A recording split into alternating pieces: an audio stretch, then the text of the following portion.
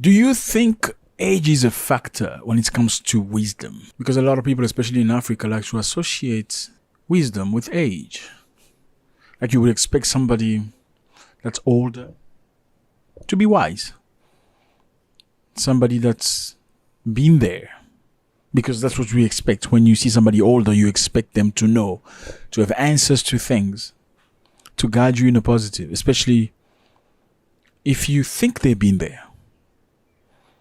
Have you ever experienced somebody older that is less respectful than what you expected? I mean, you look at them, you go like, did he just say that? Or did he just react in a way that I've witnessed? I didn't expect that not from him, from anybody else, but have you ever seen that before? I don't know why, but my personal experience, I think with time, I think my perspective has changed. I used to think back in time that, people have to be older to experience things, because obviously you think when somebody's got a certain age, he must have experienced a number of things, therefore have pulled some beautiful conclusions in life and know how to guide themselves. But that perspective has drastically changed for me, because you can see today people that are 54 years old, 57 years old, 60 years old, absolute stupid. And you can see somebody at 24 years old, 25, that looks wise and conducting themselves in a way that is very louable. Fellas, Burkina Faso. This is the country. You can see on the map. Beautiful place, lovely people. Ibrahim Traoré. How do you feel when I say Ibrahim Traoré? I know you feel fuzzy already. You feel good because you know his name is associated for most cases with positive news. Yes, this is not different. Ibrahim Traoré is set to build 55 hospitals, okay, in his country, my brother. 55 brand new hospitals, 55 municipal medical centers, and 5 intensive care units will be built in several localities across the country. Congratulations! Yeah, congratulations. Number one is the fact that it's going to be built all over the country, meaning in everywhere in the country, not just in his municipality. I'll explain to you. In Africa, you get provinces, countries. You have countries, inside countries, you have provinces. In most cases, each province represents a tribe. In most cases, if not a tribe, it could be multiple tribes, but it's a specific group of tribes per province, sometimes. Now, in Africa, in most cases, when the president is building something that's interesting, such as an hospital, road, infrastructure, schools, usually they do it in their province of birth because they're trying to promote their own province. So even though we've become countries in Africa, presidents tend to lean toward their own province to build when it comes to investment. They'll make sure their province is the best big school or the best university, the best road, the best buildings. And no other province looks like their province. Now, this man, Ibrahim Traoré, doesn't care about that. He said it very clearly. I'm a soldier. I am not a politician and I don't beat around the bush. I am a soldier and I prefer to tell you the truth. I'm a soldier. I'm here to do things the right way. I don't think like you. He's trying to build everywhere in a country. Congratulations. I mean, in many African countries, you don't even know where the tax money goes. You don't even feel like paying tax. And that's the reason why many Africans don't like to pay tax. Because you don't see where the tax money goes. I mean, there's a president who spends like $65,000 a night on a place. Just imagine traveling to a European country and pay $65,000 to $75,000 a night. Whilst you have people in a country who are getting paid less than $100. You have soldiers getting paid less than $100 a month, whilst you're spending $65,000 to $75,000 a night in a hotel, you and your wife and your team. Does that even make sense? That's why in many African countries, people don't like paying tax. They're going to pay tax because they are cornered, because they have to. They don't see. It's only few countries. I'm not naming countries here. There's only few countries where you have to pay tax. It's imperative. And you actually see where the tax money goes. Very few African countries. The roads are good. And this is not South Africa. I'm putting South Africa aside. The roads are good. The schools are free of charge, so you can send your children to schools. They study for free. Hospitals have insurance for everybody. You can actually go to hospital. You don't have to pay. You know, there's a level of lifestyle that you are getting from paying tax. So people feel like they have to contribute.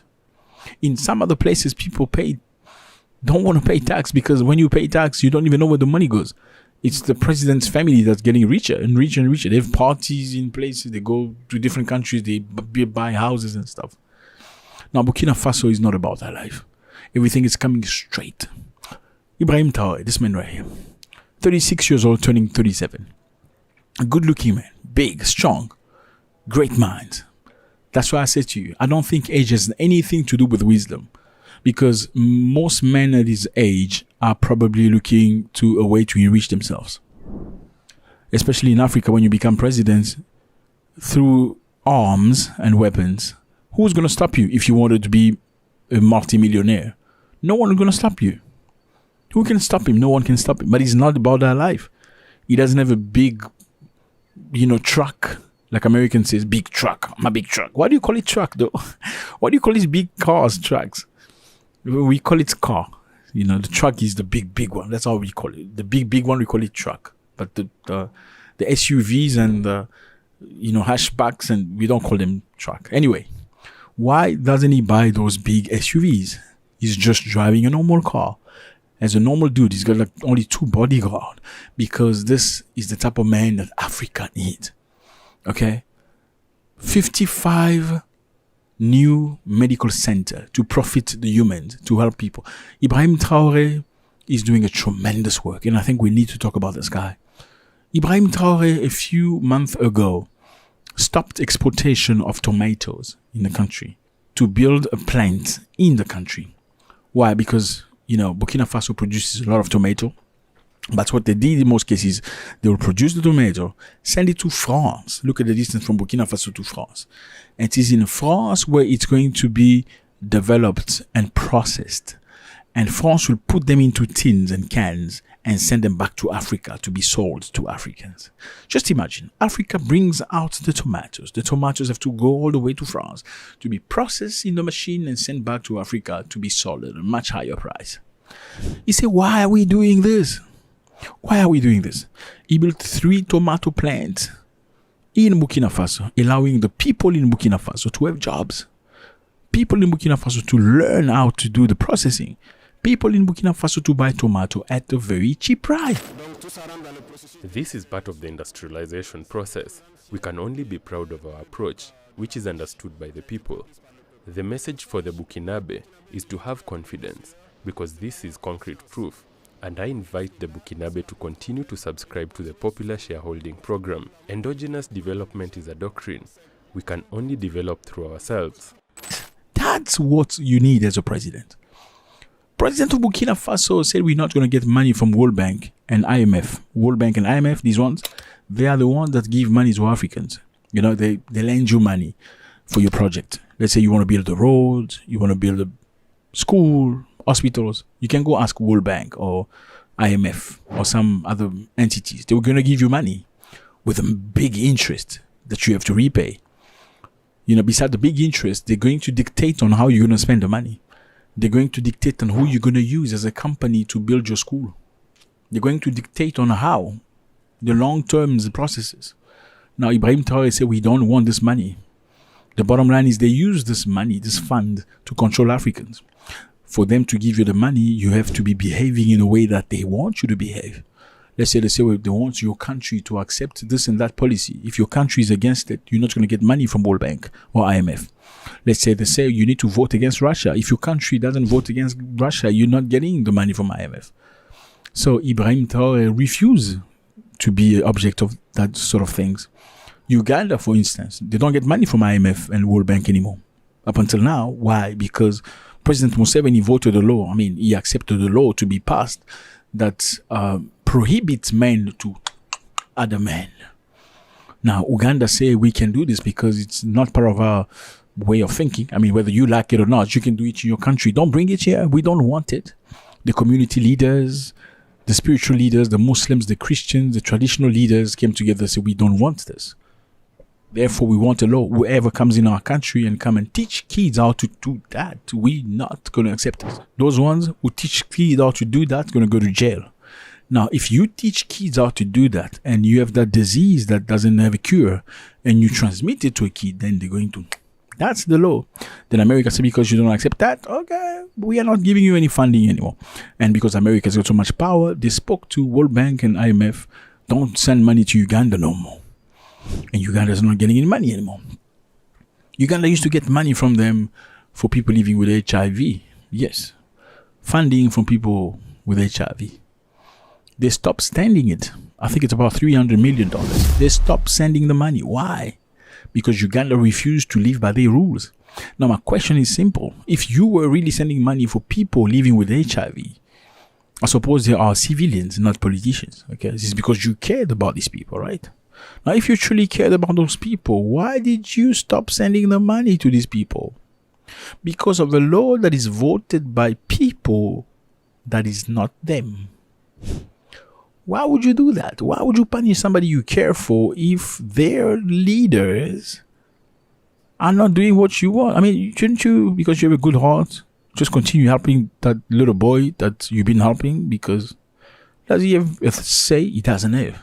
Now, Ibrahim Traoré doesn't want that. Because he didn't want that, what did he do? He asked the population to contribute from their salaries, a percentage, into a basket. Starting by himself, he said, no, I don't want you to pay me as a president. I want you to pay me as a captain because I'm a soldier. Put my money, a percentage of my money in that basket. He asked and incited everybody to put some of their money in the basket. And it's that money from the basket that they use to buy weapons, to arm their soldiers, to buy cars, to buy trucks, to buy military equipment, to give his soldiers to go fight terrorism. It's from that money from that basket that everybody's contributing, that they're building this tomato plant. It's from that money that they're building these hospitals. How can you not like somebody like this? Why can't other African president learn from this young man? I am shocked and hurt and passionate right now. And you have no idea. I could break your arm on arm wrestling right now. God bless.